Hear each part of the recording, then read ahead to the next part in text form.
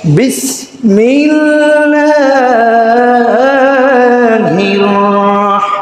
রহমানির রহিম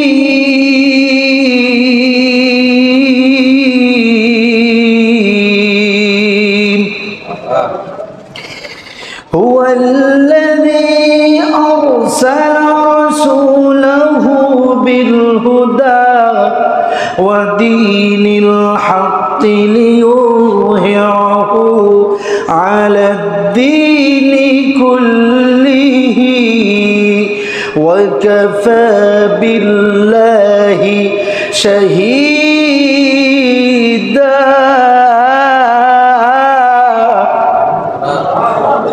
আল্লাহ রাব্বুল আলামিন ডাক দিয়ে বললেন, নবীজি तमाम পৃথিবীর মানুষগুলোকে আমার পক্ষ থেকে জানায় দাও নবী গো, ইয়া রাসূলুল্লাহ ইয়া হাবিবাল্লাহ,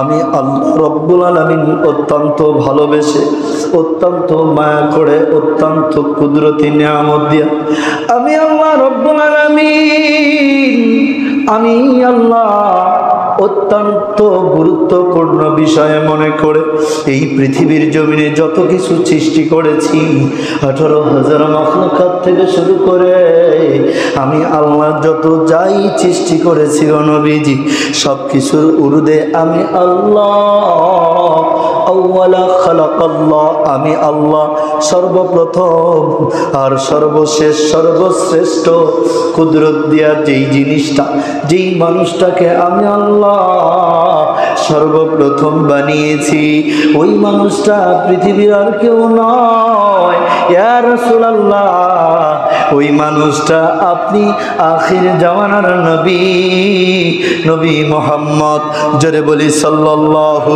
আলাইহি ওয়াসাল্লাম। ইয়া রাসূলুল্লাহ, ইয়া হাবিবাল্লাহ, নবীজি আমি আল্লাহ রাব্বুল আলামিন এই পৃথিবীর জমিনে 104 খানা কিতাব সহিফা নাজিল করেছি। এই 104 খানার মধ্যে আমি আল্লাহ রাব্বুল আলামিন সর্বশেষ সর্বশ্রেষ্ঠ সর্বোপরি সবচেয়ে উত্তম সর্বাপেক্ষা একটা দামি নিয়ামত, রহমত, বরকত, কুদরত আমি আল্লাহ রাব্বুল আলামিন আপনার মুজিজা বানাবার জন্যে, আপনার দলিল বানাবার জন্যে, আপনার প্রমাণ বানাবার জন্যে আমি আল্লাহ সর্বশেষ বাজেট করেছি।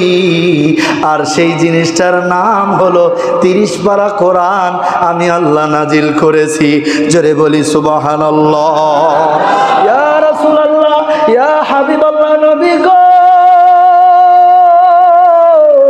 এই কোরআন যদি কেউ একটু মনোযোগ দিয়ে পড়ে, এই কোরআন যদি একটু কেউ লক্ষ্য করে, এই কোরআন যদি একটু কেউ দেখতে চায়, এই কোরআন যদি কেউ অনুধাবন করে, এই কোরআন যদি কেউ তার জীবনের চক্ষু দিয়া, চর্ণ চক্ষু দিয়া, অন্তর চক্ষু দিয়া যদি দেখতে চায়, এই কোরআনুল কারিমে আমি আল্লাহ আপনার বাস্তব জীবনটাই তুলে ধরেছি।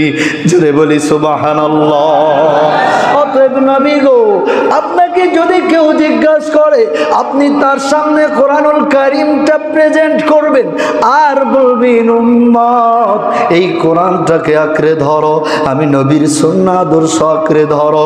আমি নবী বললাম, কাল কিয়ামতের ময়দানে তোমার জান্নাতের, তোমার আমলের ফয়সালা আমি নবীর ওসিলায় আমার আল্লাহ ডাইরেক্ট জান্নাত দিয়া দিবে, কোনো হিসাব লাগবে না।